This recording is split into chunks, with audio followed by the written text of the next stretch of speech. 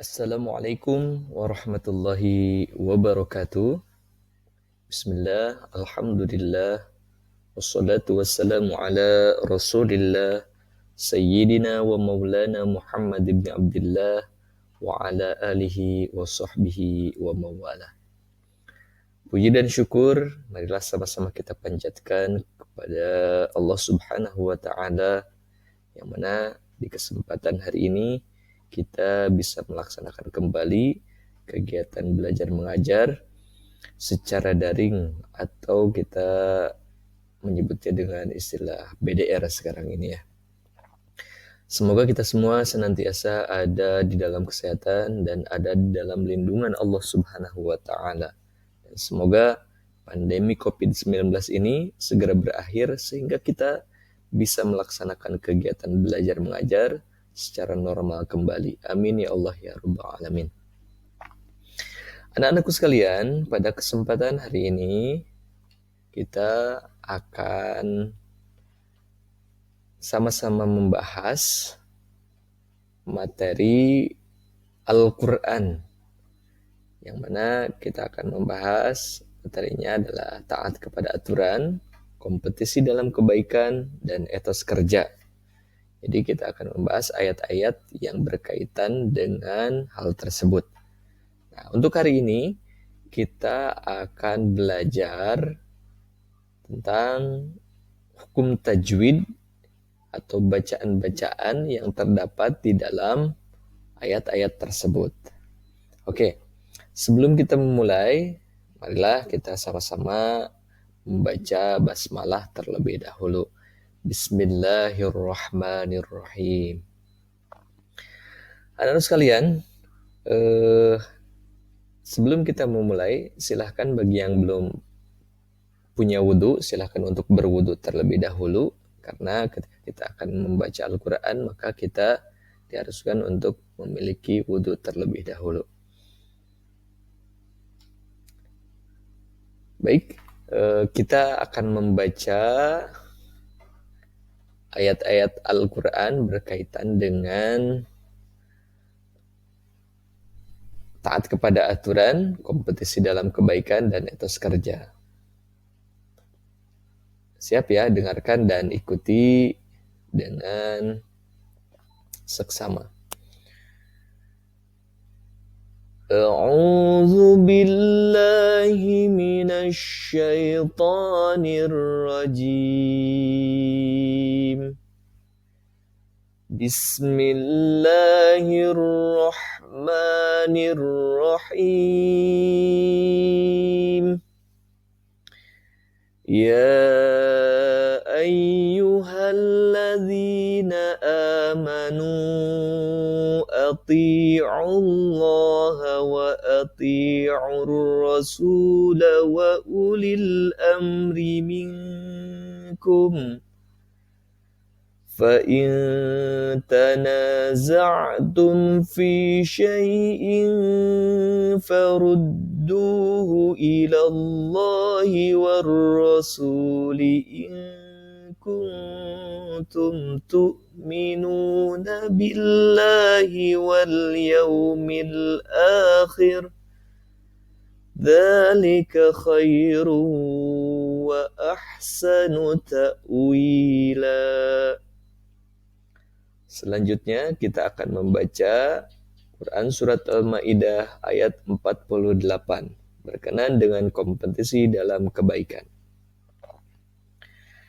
Bismillahirrahmanirrahim. Wa anzalna ilaikal kitaba bil haqq مصدقا لما بين يديه من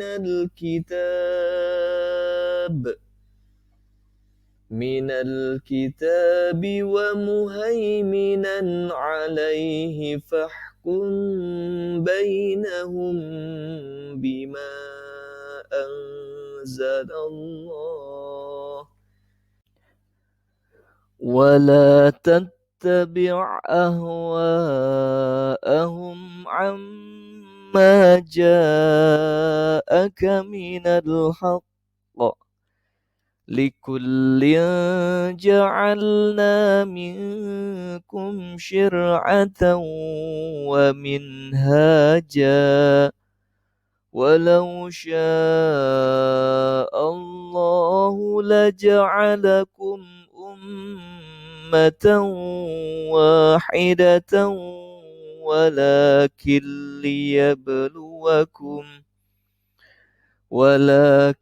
ليبلوكم فيما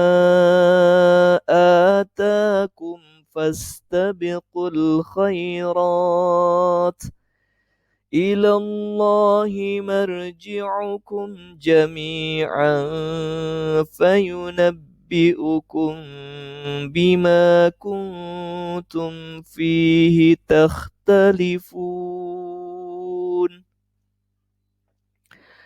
Dan yang selanjutnya kita akan membaca Quran Surat At-Taubah ayat 105.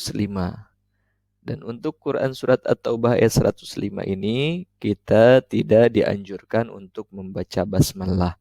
Dan kalau misalkan kita memulai dari awal cukup membaca ta'awudz saja atau a'udzubillahi minasyaitonirrajim.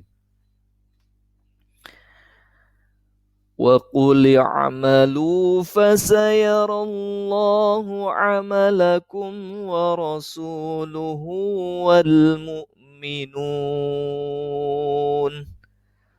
وَسَتُرَدُّونَ إِلَى عَالِمِ الْغَيْبِ وَالشَّهَادَةِ فَيُنَبِّئُكُم بِمَا كُنتُمْ تَعْمَلُونَ.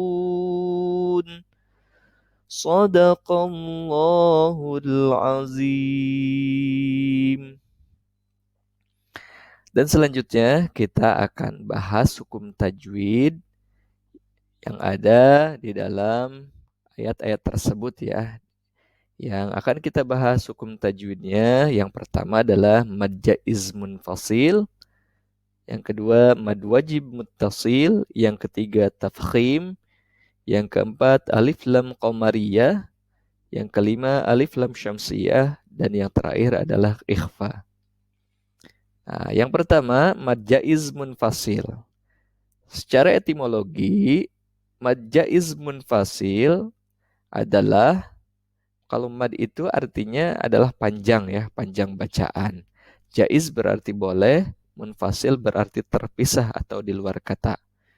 Jadi mad jaiz munfasil ini terjadi ketika huruf mad tabi'i. Nah, ini huruf mad tabi'i ya. Ada alif, waw sukun, dan ya sukun.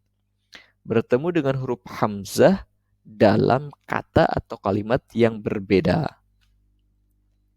Contoh bacaannya. Kita lihat lagi. Amanu ati'u.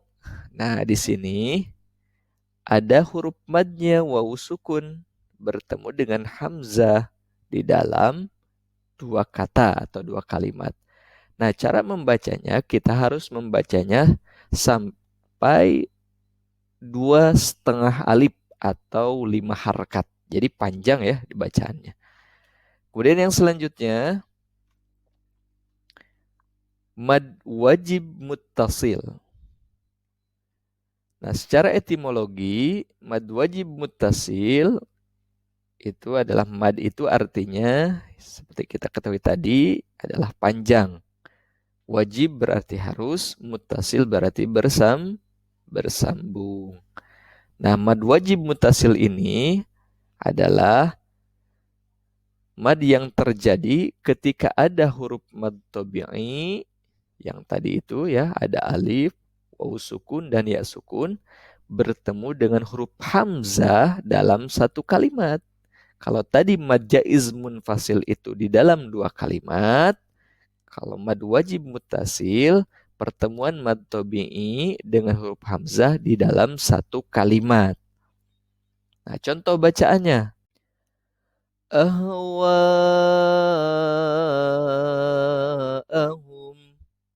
Nah, ini contoh bacaannya. Di sini ada huruf mad.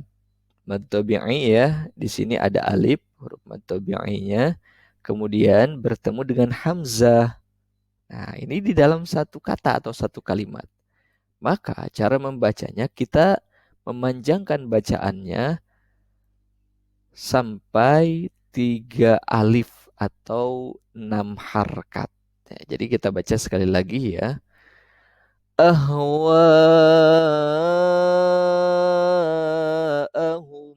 Nah, begitu. Kemudian yang selanjutnya adalah lam tafkhim pada lafaz jalalah. Lam jalalah dibaca tebal ketika sebelum lafaz jalalah itu huruf dengan harkat fathah atau dhammah. Jadi ketika kita membaca lafaz jalalah, maka ada dua kemungkinan membacanya.